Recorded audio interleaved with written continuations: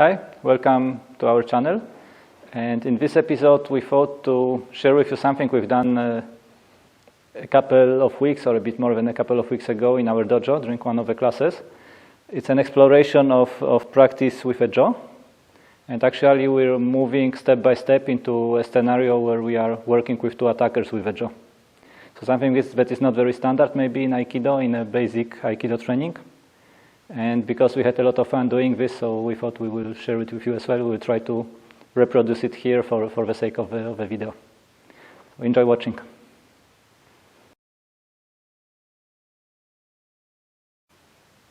So today, Patricia and Sandra will be helping me with exercise with exploration. And because it might be quite difficult to jump directly into two attackers, flowing movement and so on with a jaw especially. So we will start little by little. We will show you some steps how you can develop the exercise to get from a very easy basic movements to something a bit more advanced. Okay, so the first one would be, we'll start with one person in the center, so I will begin in the center. And I will ask Patricia and Sandra to attack me step by step and in a start-stop mode. Start-stop mode means that if Patricia is attacking me, she is doing the attacking movement and I stay there. So she's attacking, start, stop, and when she stops, I begin my movement to do anything I need to do in the situation, okay? And when Sandra comes as next one with a second attack, start, stop, and then again I move. So this is the start, stop, and one partner at a time, but still having two around us. Which means that as we start to do this exercise, so let's start. We have, start, stop. Okay, so start, stop. Start, stop. We have first movement. I will maybe move. And in the first place, I don't mind really what I'm doing with the jaw. My first objective is to move in a way to attack, to avoid the attack, to get off the line of the attack, and to get maybe into a position when I'm well placed versus the uke, and maybe also versus the other one, because there is another attack coming in.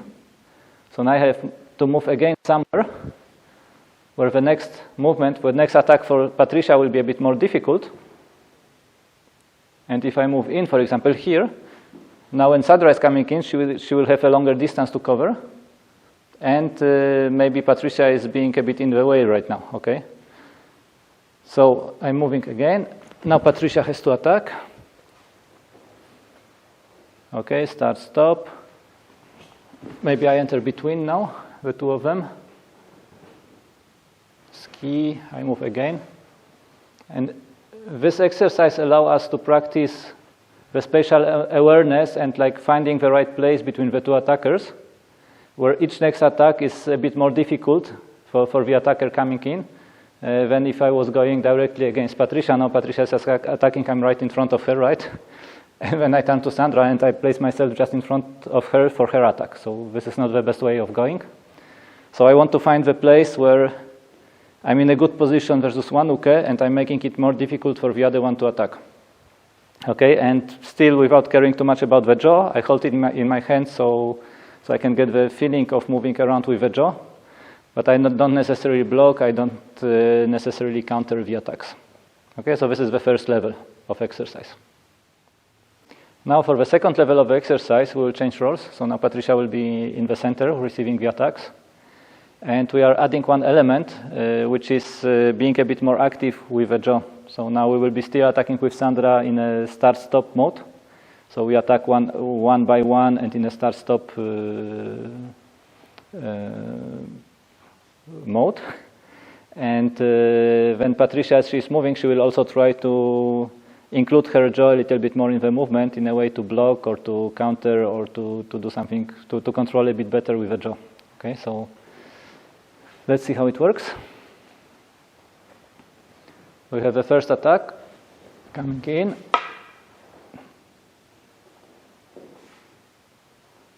Okay, so in the start-stop mode, you still have the time to think about the reaction. What is the best place? How can you react? And this is kind of creating certain patterns also in your body, in your system, in your memory, so that you can apply them more instinctively later on, right?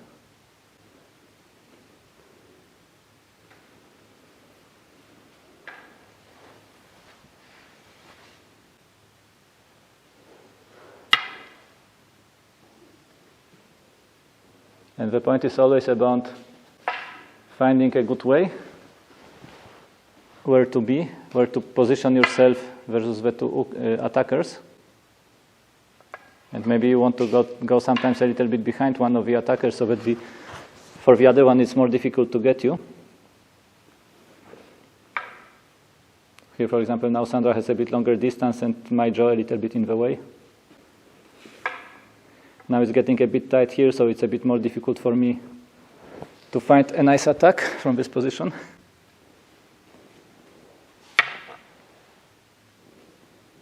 And then it's a slow practice. It's stop by stop at a slow speed so that you are not overwhelmed with what is happening and coming in. And here we're moving to the third level of exercise. So now we have Sandra in the center, practicing the movements, the flow, and Patricia and myself will be attacking.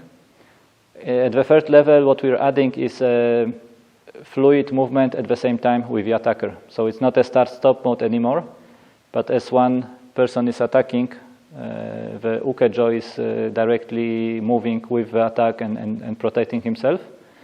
But we keep still the one person at a time mode. So I will attack as first, and then Patricia will not attack until Sandra has finished working with my attack.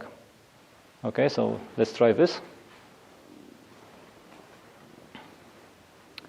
Let's say I do the first attack, and Sandra is moving with me at the same time. Now we're changing. Okay, so block, and now Patricia.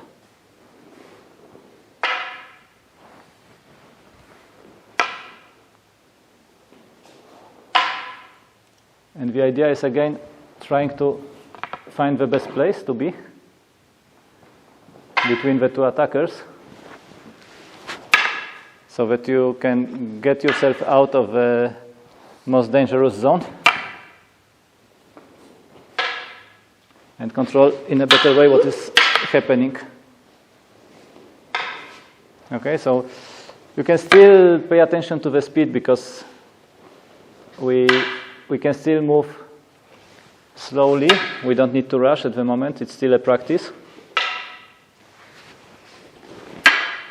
Now Sandra has positioned herself in a way that she has both of us on the same side, attacking from the same direction, which is good for her. So I will try maybe to go a bit around.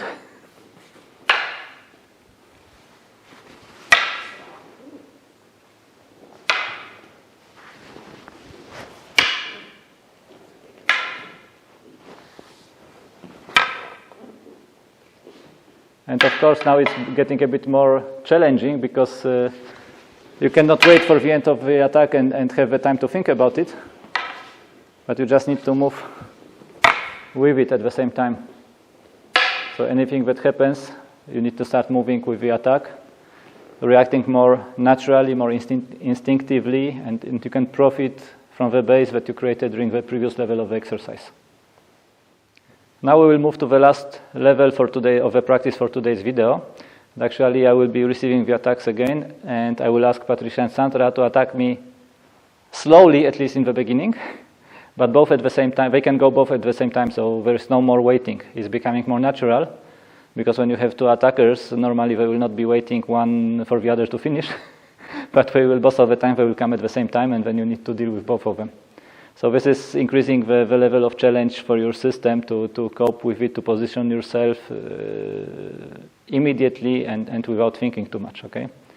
So let's start. And we'll move slowly.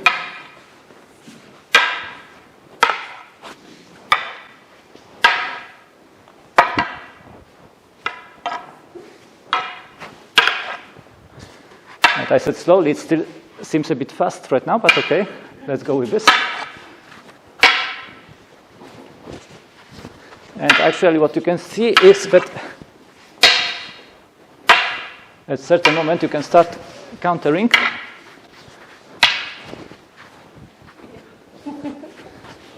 And blocking the attackers, even preventing the attackers from attacking you.